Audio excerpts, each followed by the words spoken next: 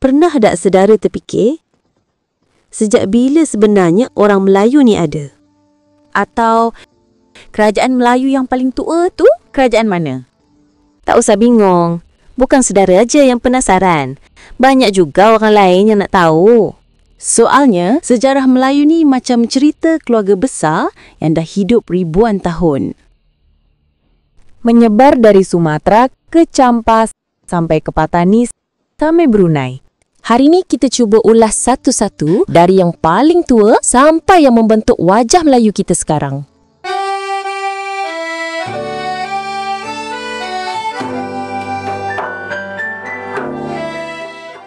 Kita mulai dari awal sekali. Melayu kuno di Jambi. Dah ada dari sebelum Masehi, kira-kira abad kedua sebelum Masehi. Bayangkan, sebelum ada kerajaan besar-besar, sebelum Sriwijaya, sebelum Melaka, orang Melayu ni dah ada duluan. Bukan kerajaan yang dibuat oleh satu raja, tapi kumpulan orang laut sama orang dagang yang dah lama keliling Selat Melaka dari ribuan tahun lalu. Orang Tiongkok mengeja nama tempat tu Moloyo. Dari sinilah asal mula timbulnya perkataan Melayu tu. Yang menariknya, perjalanan orang Melayu ni bukan di tanah Melayu je. Di abad pertama sampai ke-6, di Kemboja sama Vietnam, ada kerajaan Funan sama Champa. Legenda Funan bilang pendirinya Hun Tian, orang pelaut Melayu. Kemungkinan besar dari keturunan Austronesia Melayu awal. Kerajaan Funan ni berdiri dari abad pertama sampai abad ke-6. Champa pula didirikan oleh Sri Mara di abad kedua. Kerajaan ni kerajaan pelaut juga. Maknanya, dulu identitas Melayu tu luas sangat. Tak tersekat oleh batas negara macam sekarang. Lanjut kita ke Semenanjung. Di Patani, Thailand Selatan, ada kerajaan tua. Namanya Langkah Suka. Berdiri sekitar abad ke-3 sampai abad ke-15. Cerita Melayu lama mengatakan kerajaan ni didirikan oleh Merung Mahawangsa. Langkah Suka ini pusat dagang besar dari India sampai ke Tiongkok. Dalam catatan Tiongkok disebut Lang Yasyu. Legenda pula menyebut Merong Mahawangsa mendirikan Kedah Tua yang sekarang jadi Malaysia. Ada juga nama lainnya, Kadaram atau Kataha. Kedah Tua ni pelabuhan besar, paling sibuk di abad ke-4 sama ke-5. Kapal India, Arab, Tiongkok, semua singgah ke sini. Dari sinilah budaya Hindu-Buddha masuk awal-awal ke tanah Melayu. Masuk ke abad ke-5 sampai ke-7. Di tengah Sumatera, ada kerajaan Kantoli yang orang Melayu sini menyebut Koto Alang. Kurang terkenal, tapi tempatnya strategi sangat di jalur dagang. Banyak ahli menduga kerajaan ni pondasi awal yang kemudian bersatu jadi Sriwijaya. Sekarang kita sampai ke empayur besar orang Melayu, Sriwijaya. Didirikan oleh Dapunta Hyang Srijayanasa pada abad ke-7.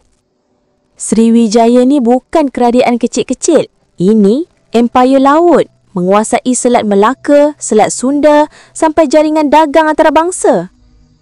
Yang paling hebat, bahasa Melayu kuno jadi bahasa pergaulan Asia Tenggara pada masa tu. Pelajar dari India, Burma, Tiongkok datang menuntut ilmu di Sriwijaya.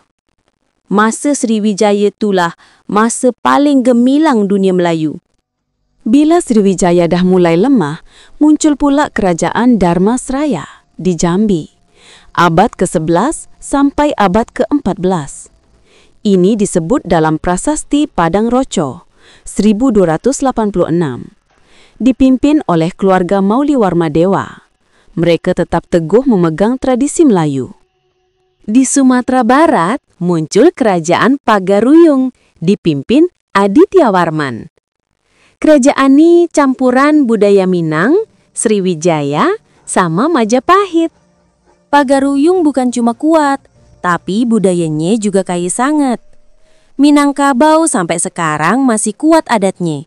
Itu tinggalan dari kerajaan tu juga. Masuk abad ke-13, muncul kerajaan Islam pertama di Nusantara, Samudra Pasai, didirikan oleh Sultan Malik As-Saleh. Pasai ni tempat pertama bahasa Melayu dipakai untuk dakwah Islam. Ulama dari Arab, Persia, banyak yang datang. Pasai pun jadi pusat ilmu, juga pusat dagang antarabangsa.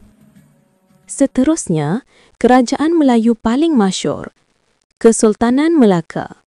Didirikan oleh para meswara dari Palembang. Berdiri tahun 1400 sampai 1511. Melaka tu kalau bahasa sekarang macam New Yorknya Asia Tenggara. Pusat dagang, pusat budaya, pusat ilmu, pusat penyebaran Islam. Bahasa Melayu klasik berkembang di sini, lalu menyebar sampai ke Riau, Johor, Brunei sampai Filipina Selatan. Lepas Pasai lemah, Aceh Darussalam bangkit. Didirikan oleh Sultan Ali Mugayat Shah. Di masa Sultan Iskandar Muda, Aceh menjadi kerajaan paling kuat di Sumatera. Sampai ada hubungan dengan Turki Utsmani. Ilmu, dagang, dan militernya top sangat. Lepas Melaka jatuh ke Portugis, keturunan Melaka melanjutkan kerajaan ke Johor Riau Lingga yang menjadi pusat sastera Melayu. Perak, kesultanannya masih ada sekarang. Pahang, keturunannya tetap hidup. Patani terkenal dengan ulama sama budayanya. Brunei, kerajaan Melayu yang masih berdiri sampai kini. Merekalah pewaris tradisi Melayu besar tu. Jadi, sejarah Melayu ni bukan cuma daftar kerajaan, tapi perjalanan panjang ribuan tahun dari pelaut-pelaut awal ke empayar besar macam Sriwijaya, sama Melaka, sampai ke kesultanan yang masih berdiri hari ini. Jejaknya ada dalam bahasa kita. Adat kita, pakaian kita, sama identitas kita. Bangsa Melayu ni besar. Jauh lebih besar dari yang kadang kita bayangkan. Bila kita tengok ke belakang, kerajaan-kerajaan ni, Melayu kuno, Sriwijaya, Pasai, Melaka, bukan sekadar nama dalam buku. Merekalah jejak bangsa besar. Bangsa yang pernah menguasai lautan. Bangsa yang membangun tamadun. Bangsa yang bahasanya menyatukan jutaan orang sampai kini. Jadi, bila kita bilang kita Melayu, sebenarnya kita mewarisi cerita panjang dari pelaut, orang alim, para sultan sama nenek moyang yang dulu pernah buat dunia menoleh ke Nusantara. Sejarah ni bukan masa lalu je. Ini pengingat bahawa kita pernah besar dan kita bisa besar lagi. Sampai jumpa di cerita sejarah yang lain. Masih banyak kisah Melayu yang menunggu nak kita hidupkan balik.